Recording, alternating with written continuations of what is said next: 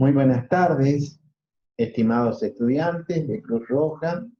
Reiteramos nuestras felicitaciones por su excelente desempeño, participación y notas obtenidas en la actividad integradora. Recordamos que comenzamos ahora la segunda parte de este curso. Trataremos temas interesantes e importantes en un formato que va a ser de utilidad para un futuro examen final de esta materia. Invitamos a todos a que se mantengan así, con este grado de dedicación, compromiso, haciendo honor a, justamente a esta condición de jóvenes estudiantes de la Cruz Roja. Continuando con el tema que nos corresponde en esta semana, nos referimos a continuación a los gráficos estadísticos, que junto con las tablas constituyen los métodos o recursos de expresión de datos en el método estadístico, en el método epidemiológico. Recordemos que los gráficos son complementos de las tablas, tienen que ser muy autoexplicativos, más que ellas. Hay ciertas características que se deben respetar cuando nos corresponde diseñarlos o realizarlos. Y también son importantes estas consideraciones a la hora de analizar gráficos.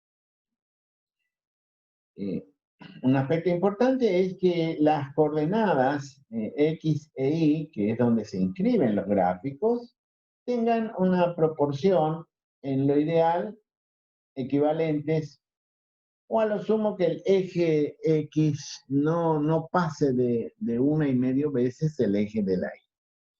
También son importantes los rótulos, lo posible que arranquen de 0, que se utilicen números redondos, cómodos, y evitar también el exceso de divisiones de los ejes. Las partes de un gráfico son similares a la de una tabla, requiere su presentación, identificación, título, el gráfico en sí mismo, la fuente nunca debe faltar, es decir, la fuente es de dónde proviene. En el caso de los gráficos es generalmente la tabla de referencia. Toda nota explicativa y las leyendas ayudan a entender mucho mejor. Hay muchísimos tipos de gráficos y actualmente con las posibilidades que nos ofrece el programa Excel, hasta podría decirse que hay un cierto exceso en la complejidad de presentación de gráficos. Por eso hay que recordar que el gráfico está destinado a un lector y que a dicho lector siempre le va a interesar la sencillez, la claridad, aparte del valor de lo que se está expresando en el gráfico.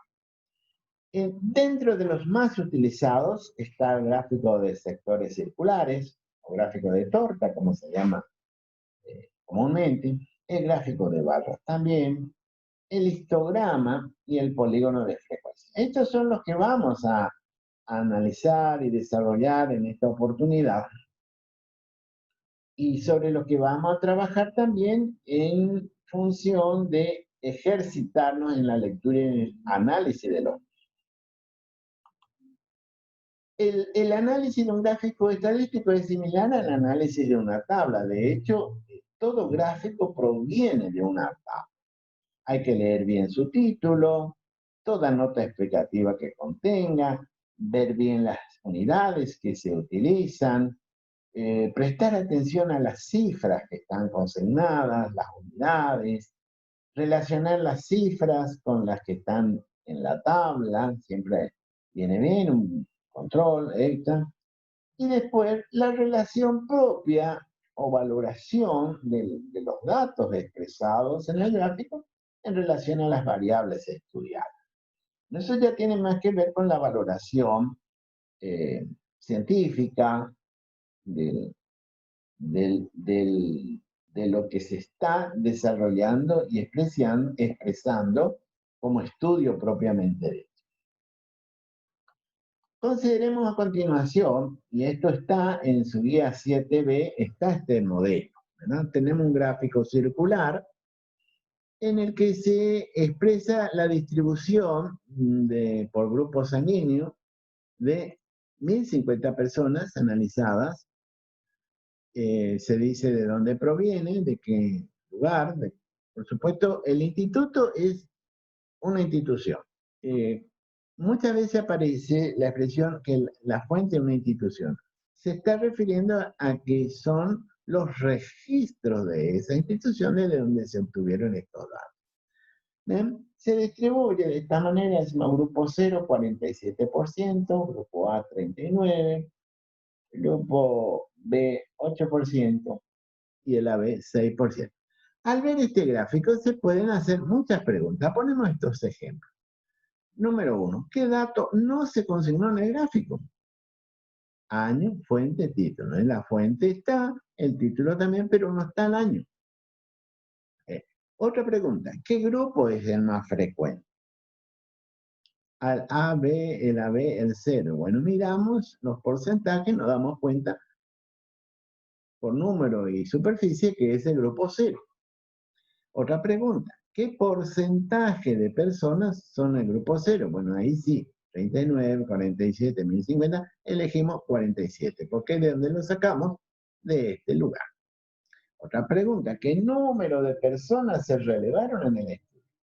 Miramos las opciones y sabemos que es 1050. ¿De dónde sale este 1050? De acá. N igual 1050. N chica significa la cantidad de observaciones que se hicieron. De este ejemplo, que está en la guía, hacemos un ejercicio en la guía 7C. Es similar. Un gráfico circular en el que se distribuyen enfermos de tuberculosis según gravedad en una cierta ciudad, en categorías leves, moderados, graves. Y después se hacen estas preguntas, para que ustedes las vayan leyendo, analizando, y después las contesten en los ejercicios, en los cuestionarios que van a estar habilitados. Sería lindo que vayan leyendo primero la guía del cuestionario antes de enfrentar el cuestionario propiamente dicho. Continuamos. Otro tipo ya de gráfico, el gráfico de barras, muy conocido, muy utilizado. Y tenemos acá un gráfico en el que se habla de distribución de la cantidad de hijos por familia. En la abscisa, o sea, el eje X, está el número de hijos, 0 hijos, 1 hijo, 2 hijos, 3. Y en la ordenada, o sea, el eje X, la cantidad de familias según la cantidad de hijos. Y se pueden hacer muchas preguntas. Tomemos esta como ejemplo. ¿Qué dato está en el eje X? El número de hijos, porque este es el eje X. ¿Qué dato está en el eje Y? La cantidad de familias. ¿Qué número de hijos es más frecuente en él? ¿Qué cantidad de hijos? 1, ¿ven? Mirando simplemente la figura va saliendo los resultados, la respuesta. ¿Qué número de hijos es menos frecuente? 6. ¿De dónde sacamos? Miramos justamente el gráfico. Bueno, tal como en el otro ejercicio, tenemos en la guía 7C un ejercicio para ir practicando y resolviendo. Es similar, en el que se distribuyen enfermos por categoría y se hacen preguntas similares a las que tienen en la guía 7B. Estas preguntas que están acá en negro con letras blancas van a estar posteriormente en los cuestionarios de esta semana. Continuamos. Vamos a un histograma. El histograma es un gráfico un tanto especial porque la superficie que ellos representan tiene un valor específico.